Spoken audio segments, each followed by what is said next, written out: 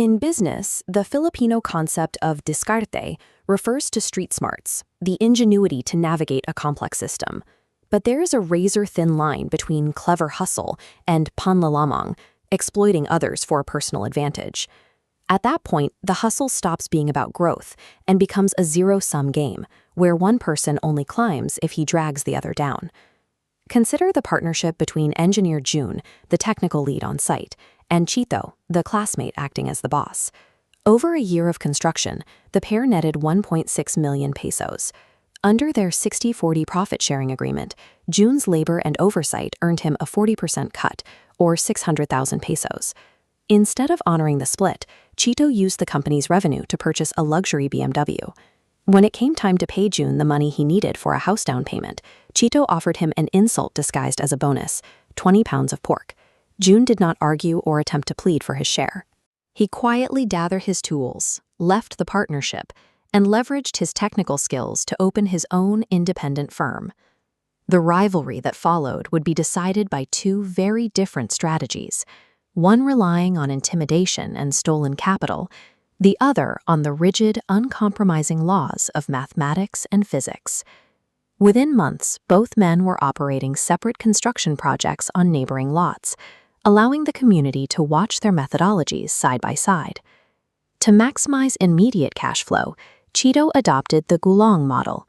As this chart shows, he deviated from the standard cement-to-sand ratio, opting for a high-volume, sand-heavy mix that looks like concrete but lacks structural integrity.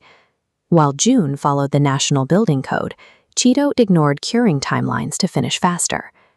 Jun's delicadeza model prioritized proper drainage and load-bearing math, ensuring his structures could withstand forces far beyond their basic design. The stress test arrived as a multi-day typhoon. Heavy winds and massive rainfall saturated the ground at both sites, putting every joint under extreme pressure. The physical results were absolute.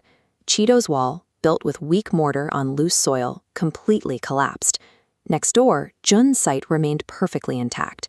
His insistence on proper pile depth and cement ratios prevented even a single crack.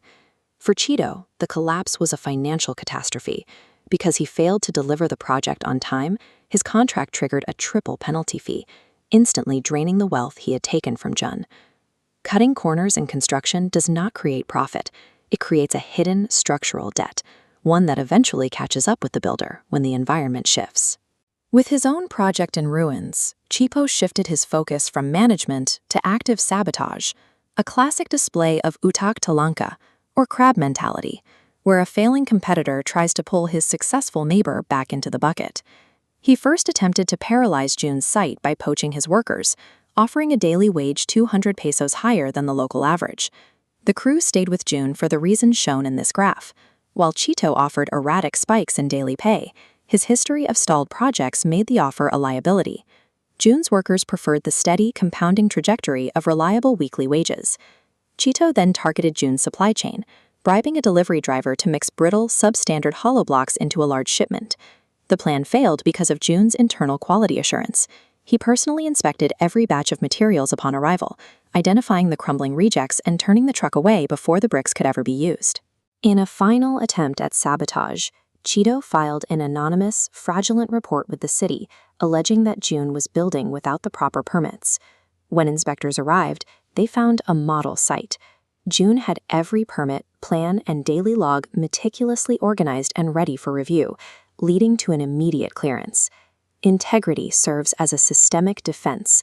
When a business is built on transparent documentation and ethical standards, external attempts to cause trouble simply have no place to take hold. Facing total financial ruin, Chito escalated to criminal damage.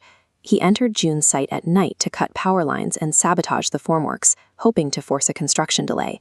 He was caught by Jun's final layer of site management, solar-powered CCTVs, and a trained guard dog. The footage led to his arrest and a conviction for property damage.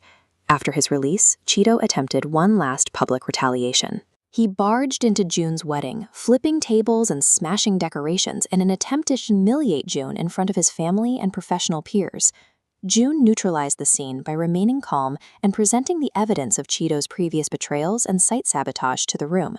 With multiple community witnesses and hotel security present, the situation was fully documented. The police arrived to arrest Cheeto for disturbing the peace and property damage. Between his criminal record, his public instability, and the massive civil penalties he still owed from his failed projects, Cheeto found himself effectively blacklisted by every client and supplier in the region. Jun returned to his ceremony and his business.